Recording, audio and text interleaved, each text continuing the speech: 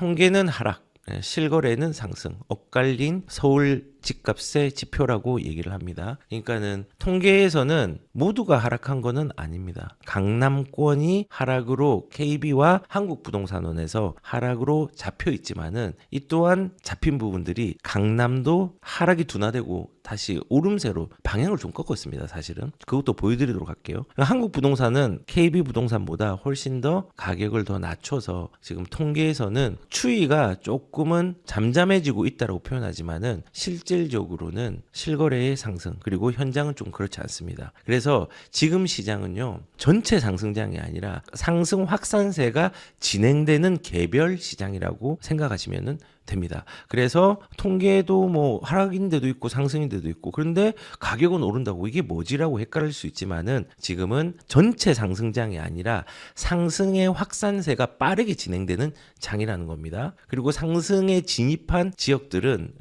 이제 많이 퍼진 상황이죠. 그래서 실질적으로 지금 보시면은 이렇게 이제 한국부동산원에서 하고 KB부동산에서 보면은 조금 차이가 있지만은 분명히 이거는 상승장과 하락장이 섞여 있죠. 근데 여기 보시면은 가운데 쪽만 조금 희미하게 되어 있고 그 외 지역들은 굉장히 확산세가 많이 일어나고 있는 양상입니다. 여기는 서울하고 경기 주요 지역입니다. 이런 지역들로 확산세가 일어나고 있는 거 이거는 자주 얘기를 드렸습니다. 근데 이제 이런 부분이 일어나고 있는데 언론, 레거시 미디어의 1차적인 부분들을 제가 다 믿지 말라고는 얘기를 했죠. 지금 보면은 대출 규제, 그 다음에 매물 감소, 3월에 서울 아파트 거래량 17.7% 뚝이라고 얘기를 했습니다. 이게 왜 그러냐면은 여기 보니까 지난 15일 기준으로 3월의 아파트 거래량은 4,742건이라고 얘기를 했습니다. 그런데 2월 달은 5,765건이랍니다. 여기에 대비해서 17% 빠졌다는데 요거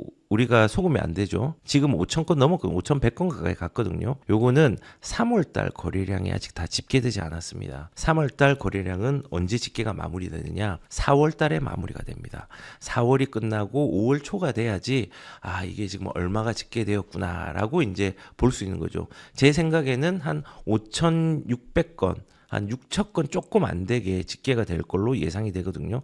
그래서 지금 저는 2월 달하고 같거나 비슷하거나 그 전으로 해가지고 거래량이 마무리될 것 같은데 신문에서는 아마도 기준이 없었겠죠. 아니면은 잘 모르거나 17.7%가 뚝 떨어졌다고 하는데 이거는 집계되지 않은 3월달의 거래량과 집계가 마친 2월달의 거래량을 비교한 거기 때문에 이렇게 표현을 하고 있는 것 같습니다. 그런데 여기서 이제 얘기를 하는 거는 지금 아까 말한 것처럼 하락 비중이 있다라고 했는데 여기 보시면은 15억 이하의 거래 비중들이 굉장히 많이 일어난 데가 이 주변이죠. 이 주변으로 많이 일어났습니다. 가격대별로 15억 이하의 아파트 비중이 서울에서 85%가 넘어갔으니까 굉장히 많이 거래가 된 거죠. 그리고 이 거래량 자체가 이제 노원, 구로, 강서, 성북 뭐 이런 서울 외곽에서 거래가 많이 몰려 있습니다. 보시면 아시겠죠? 이렇게 강서구, 도봉구, 노원구, 강북구, 성북구, 중랑구, 동대문구, 관악구, 금천, 구로, 그다음 강서 이렇게 이제 지금 거래가 많이 되고 있는 양상이고 실질적으로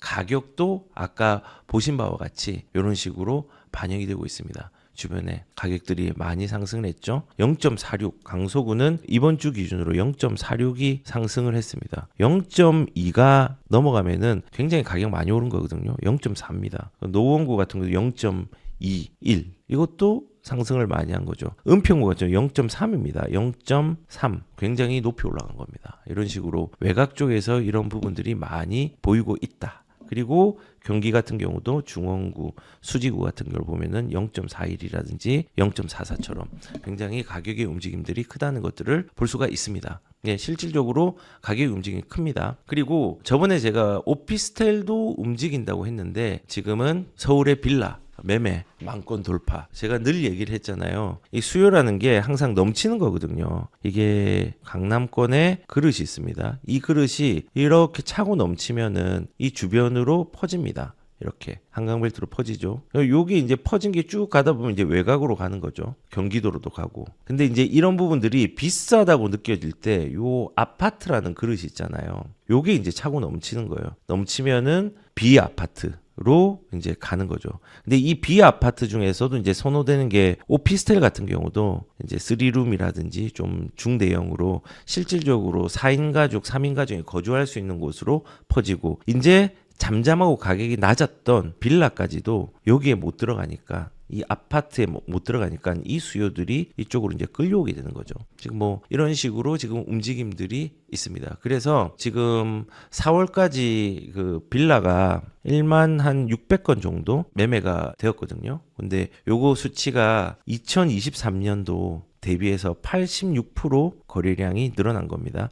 2023년이면은 빌라 사태도 있고 빌라에 대한 회피하는 시간들이 있었잖아요. 그래서 이제 요렇게 수요들이 흘러 넘치는 겁니다. 그래서 실질적으로 어떻게 흘러 넘치는지 제가 한번 수도권의 흐름들을 한번 보여드릴게요. 여기 보시면요. 이 그림이 뭐냐? 서울, 경기도, 인천입니다. 한 달 사이의 거래량의 흐름이에요. 그리고 여기는 3월이고요. 3월, 여기도 3월이고요. 여기는 4월입니다. 4월. 차이가 뭔 것 같아요? 이렇게 한 묶음씩 있는 거예요. 차이가 뭐냐면요. 3월 달은요. 서울이 요게 이제 요 빨간색 있죠? 요 빨간색 선, 요 선이 3월 거래량입니다. 요 빨간 선이 4월 거래량이에요. 여기 요 밑에 거는 보시면은 3월 거래량이 2월하고 1월 거래량하고 조금 비슷하게 가거나 조금 낮게 가는 시기였어요.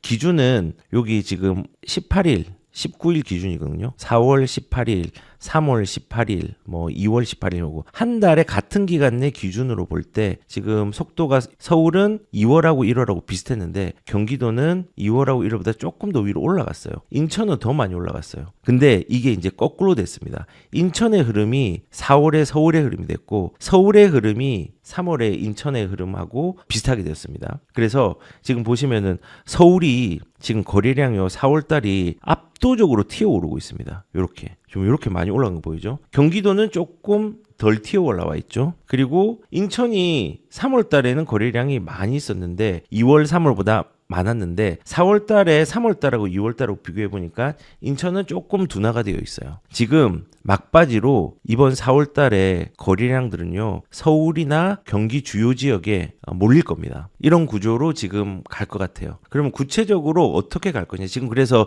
서울에 매물이 많이 쌓인다의 문제가 아니라 서울의 거래량이 증가하고 있다. 4월 들어서 아까 보니까 3월 달이 거래량이 2월보다 작았다라고 했다. 4,700건 정도 나왔는데 지금 이미 3월 달에 거래량이 5,100건 넘어갔습니다. 그래서 지금 서울의 거래량의 흐름들이 인천이 3월 달은 제일 빨랐는데 지금은 서울이 제일 빠릅니다. 그 다음이 경기도가 빠르고 그 다음에 인천이 빠른 걸로 4월 달은 바뀌게 됐다는 겁니다. 그러면 구체적으로 어떻게 바뀌었냐? 이 18일 기준으로 금요일 기준입니다. 이때는 거래량들이 많이 없을 거니까 그러면 이제 요거를 좀 볼 수 있겠죠. 똑같은 매월 18일 이게 4월 18일이겠죠. 초록색은 2월 18일, 그 다음에 이제 1월 18일 이런 식으로 되어 있습니다. 근데 지금 거래량이 3월하고 2월입니다. 죄송합니다. 보면요. 2월하고 3월 비해서 4월의 거래량들이 뻥 뛰어 올라가 있습니다. 근데 이 거래량 보면요. 1월의 거래량이 1월 18일 날은 756건이었습니다. 근데 2월 18일 날의 거래량은요. 1000건 정도 되었습니다. 3월도 1000건 정도.